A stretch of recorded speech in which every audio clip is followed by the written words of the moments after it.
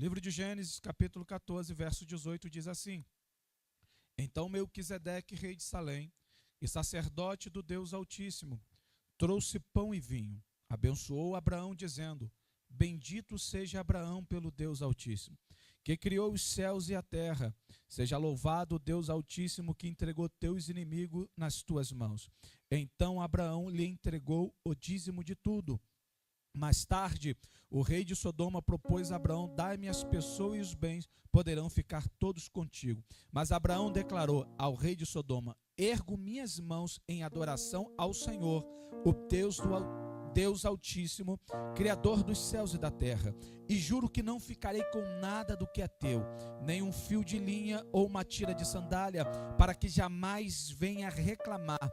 Abraão ficou rico a minhas custas. Nada quero para mim, senão o que os meus servos comerem, e a porção pertencente a Ner, Escol e Manri, os quais me acompanharam, que eles recebam seu devido quinhão. Amém? Se assente, adorando ao Senhor e bendizendo ao nome de Jesus. Irmãos, o livro de Gênesis, o maior propósito do livro de Gênesis, o livro da criação, é revelar a redenção. É revelar a salvação através de Cristo Jesus.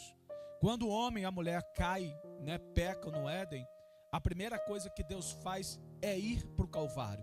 E naquele momento ele sentencia e diz: olha, do fruto da mulher virá um que irá libertar o homem e a mulher da escravidão do pecado. Então a primeira coisa que Deus faz é ir direto para a cruz do Calvário e oferecer a Jesus como um sacrifício vivo pela minha e pela tua vida. Quando nós observamos a Bíblia Sagrada e lemos de Gênesis a Apocalipse, percebemos que a revelação de Deus ela é progressiva, porque Deus ele vai se revelando ao homem progressivamente. No livro de Gênesis você começa a ver agir, o mover de Deus, e a partir do Êxodo, Levítico, e aí você vai lendo a Bíblia, você vai vendo a revelação de Deus progressiva em todas as Escrituras. Na nossa vida também não é diferente, porque quando nós aceitamos a Cristo Jesus como único e suficiente Salvador, você começa também a ver na sua própria vida a revelação de Deus progressiva, porque o que eu aprendi e o que eu experimentei de Deus no início da caminhada é diferente depois de quase 30 anos de ministério, porque eu vi muitas coisas Deus fazer e ao longo desses 30 anos se revelando de uma forma mais profunda na minha vida. Mas quando abrimos o livro de Gênesis também nós vimos um propósito que a Bíblia ela vai se afunilando, as histórias ela vai se afunilando até chegar a uma geração ou a uma nação. Por quê? Porque o propósito de Deus é revelar da onde viria o Messias. Então nós começamos Deus criando os céus e a terra e tudo o que nela há. Nós vimos Deus criando o homem e a mulher, e aí nós começamos a ver a queda, nós vimos a história de Abel, até que nós vimos a história de Abraão, e a partir de Abraão nós sabemos que viria aquele que ia resgatar o mundo, ia resgatar a salvação, e a história para em Abraão e se afunila pela nação de Israel. E a Bíblia vai dizer no capítulo 11, se não me falha a memória, que Abraão era de Ur de Caldeus. Deus olha para Abraão e diz: olha, sai da sua terra e sai da tua parentela, no meio da sua parentela, e vai para uma terra que eu te mostrarei. E Abraão sai, e a Bíblia vai dizer que ele era de Ur dos Caldeus, mas bem na verdade Abraão era de Ur e não de Caldeus. E por que a Bíblia relata que Abraão era de Ur de Caldeus? Porque o escritor Moisés, no tempo em que ele começa a copilar e escrever o livro de Gênesis, os caldeus já habitavam em Ur. Então geograficamente, para que o povo entendesse da onde Abraão era, ele diz: olha, Abraão é de Ur dos Caldeus. Mas talvez você diga: pastor, então é um erro na Bíblia Sagrada. Não, porque os caldeus ainda não habitavam em Ur. Então Abraão era de Ur. Se nós pegarmos a história do Brasil, o que nós vamos ver em 1500, Pedro Álvares Cabral descobrindo o Brasil? Não, descobrindo a ilha de Vera Cruz. Mas quando o escritor ele vai começar a escrever a nossa história, ele vai dizer: Pedro Álvares Cabral descobriu o Brasil. Não é um erro, mas é uma atualização daquilo que ele está vivendo naquele propósito. Então Moisés ele faz a mesma coisa.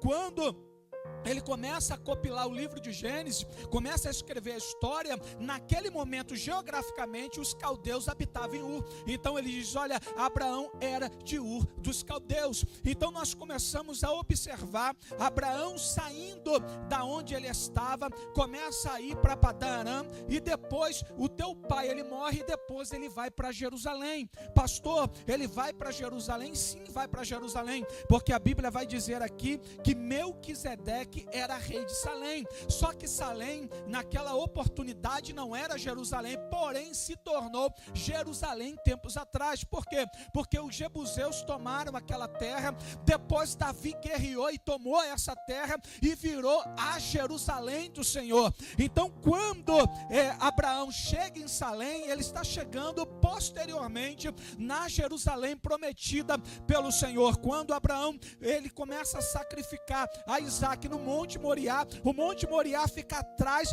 da onde o rei Salém estava, onde foi construído o templo do Senhor. Então Abraão, ele chega em Salém, e eu posso lhe dizer, ele chega em Jerusalém, e há algo interessante aqui, irmãos. Por quê? Porque a Bíblia vai dizer que Melquisedeque, ele era rei e sacerdote do Senhor. A arqueologia, ela comprova o local que Melquisedeque, ele fazia os rituais diante do Senhor, e está em Jerusalém até os dias de hoje, porque é comprovado pela arqueologia. E nós podemos ver em vídeo aonde era feito vinho, aonde era feito pão, aonde era feito o sacrifício dos animais para oferecer a Deus. Agora, como Melquisedeque era rei e sacerdote, se as leis sacerdotais ou o ofício sacerdotal, ele só se deu a partir de Moisés.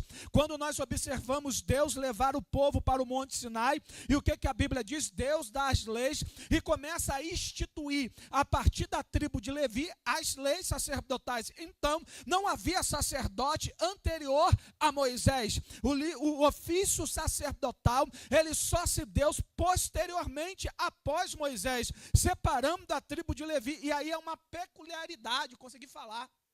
Por quê?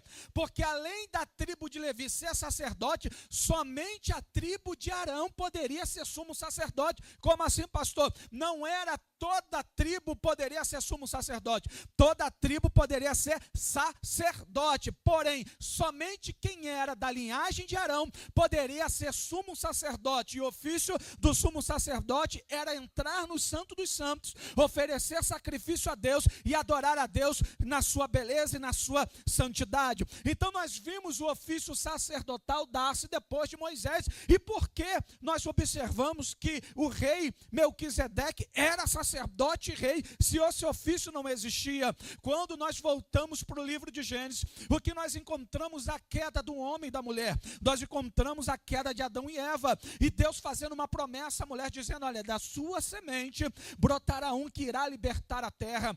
Quando Eva tem o seu primeiro filho, varão, homem, ela diz no capítulo 4, dizendo o seguinte: eu tive varão, o Senhor. Eva, na tua mente, achou que Caim fosse o libertador, porque foi o primeiro filho homem gerado por Eva, e ela achou que Caim fosse o libertador. Então ela põe assim, olha, eu tive um filho, um homem, varão ao Senhor, pensando ela que Caim seria libertador. E nós vimos a história, o que Caim fez? Mata teu irmão Abel, porque Abel oferece o melhor sacrifício a Deus, e ele com inveja mata Abel. Então a Bíblia vai dizer que Eva agora tem um filho chamado Sete, e Sete tem um filho chamado Enos, e Enos começou, e a Bíblia destaca, muito interessante, porque a Bíblia vai dizer, Enos começou a invocar o nome do Senhor. Olha, entenda essa revelação.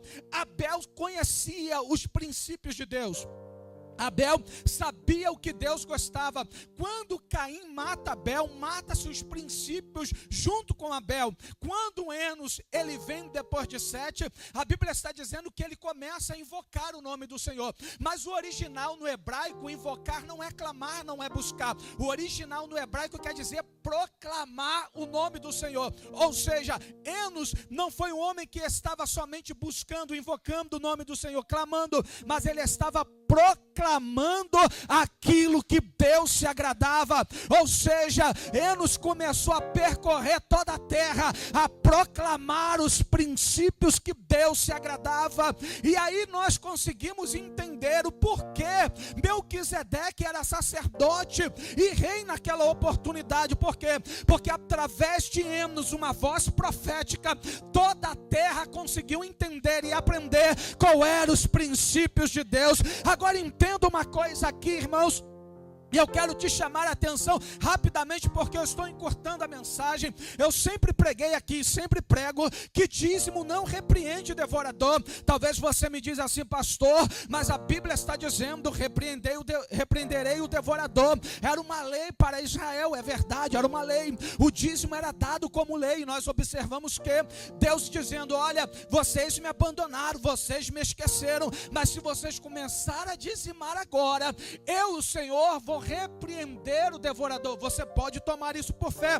mas era uma lei para o povo de Israel. E por que eu digo, aleluia, que o dízimo hoje não repreende o devorador, meu irmão? Porque no Novo Testamento Jesus vai dizer: casta de demônio só sai com jejum e oração. O que é casta de demônio no dicionário? É um ajuntamento de pessoas ou de multidão. Então Jesus está dizendo que um ajuntamento de demônios, aleluia, sobre uma pessoa influenciando uma vida, ele só sai com quê? Jejum e oração. E por que não sai com dízimo? Se a Bíblia está dizendo que o devorador é repreendido com dízimo, porque Deus estava dando uma palavra específica para Israel. Agora Jesus está dizendo: olha, casta de demônio só sai com jejum e oração. Aí você me pergunta: então, pastor, o que sai? O que é que repreende devorador então nos tempos presentes? É a sua vida com Deus, de intimidade e de comunhão com o Senhor. Se você andar na intimidade com Deus, Deus vai repreender o devorador da tua vida, porque você tem uma vida de intimidade. Agora eu amplio a tua visão. João capítulo 3 e verso 16, o que a Bíblia diz? Deus, bota aí.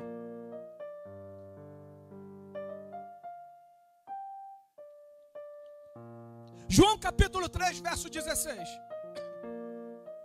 Aleluia. Ah, você está 10 mesmo.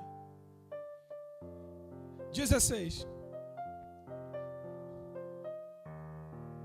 Leia todo mundo, por.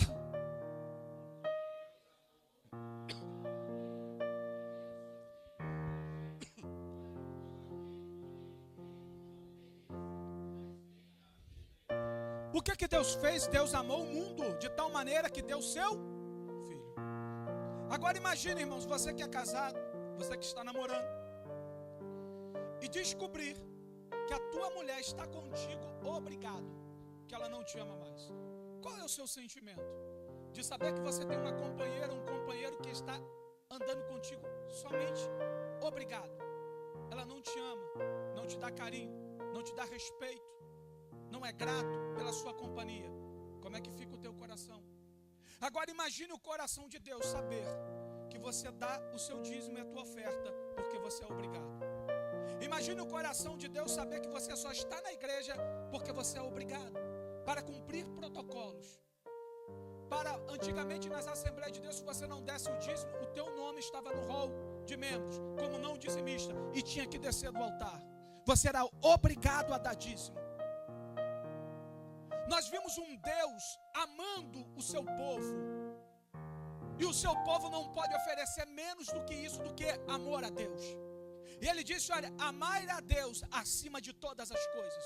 Eu não dizimo porque Deus vai repreender o devorador na minha vida, porque o devorador vai sair com uma vida de comunhão e intimidade com Deus. Eu dizimo porque eu sou grato a Deus. E te digo, o dízimo veio antes da lei, porque a Bíblia vai dizer que Abraão dizimou, deu de tudo para Melquisedeque, e a Bíblia diz que Melquisedeque estendeu sua mão e abençoou. Quando nós vimos Enos proclamando a palavra de Deus, Enos está dizendo: Deus se agrada das primícias. É por isso que Melquisedeque era sacerdote e rei. É por isso que Abraão tinha princípios em Deus. De que, pastor? De oferecer o teu melhor a Deus. Abraão precisou ouvir que dízimo era lei? Não. Abraão precisou ouvir que dízimo iria repreender devorador? Não, porque isso veio posteriormente. Abraão sabia, porque ele ouviu que Deus se agradava do melhor do teu povo. Então Abraão vai dizer, a Bíblia vai dizer que Abraão coloca o dízimo de tudo nos pés do sacerdote. Talvez você diga, pastor, eu não tenho medo de falar isso, irmão, porque eu não quero uma igreja que ande ao meu lado obrigado. Eu quero uma igreja que ande ao meu lado amando a Deus. Eu quero uma igreja que tenha princípios em Deus. Eu quero um povo que está aqui vibrando, te adorando, porque Deus é bom e ama a Deus acima de tudo. Não um povo, irmão, que está obrigado. Entra na casa do Senhor com cara fechada. Está aqui só pela misericórdia, não. Eu estou aqui pela graça do Deus Todo-Poderoso, pela tua presença, porque é bom estar na tua casa. Elevar-se a calabrachando, orevar a barahá. Então a Bíblia vai dizer que Abraão deposita tudo aos pés do sacerdote. E aí, já para terminar, a Bíblia vai dizer que Abraão estava com Ló. Os pastores de Ló, e Ló enriquece por causa de Abraão. Só que os seus pastores entram em conflito. Abraão sobe com Ló ao Monte Moriá e diz: aonde você quer ir? Vá. Ló olha para Sodoma e Gomorra, para as Campinas lá, e fala assim: eu quero ir para lá. Lá é bom. Lá o negócio vai vingar. Lá eu vou montar minha empresa, vou montar meu negócio ali, vou prosperar mais do que eu já estou. Porque Ló era abençoado porque Abraão, ele andava ao lado de Abraão. Abraão olha para o outro lado, não tem nada, e falou: eu vou para lá. De repente, Ló é preso. Abraão vai lutar com os 4 reis, liberta Ló. Daqui a pouco Sodoma e Gomorra é destruído. Vai Abraão buscar Ló. A esposa de Ló vira uma estátua de sal. E Ló chega até Abraão sem nada. Ora, ele foi na melhor terra. Só que Ló fica pobre. E quem vai buscar Ló é Abraão. E Abraão continuava rico.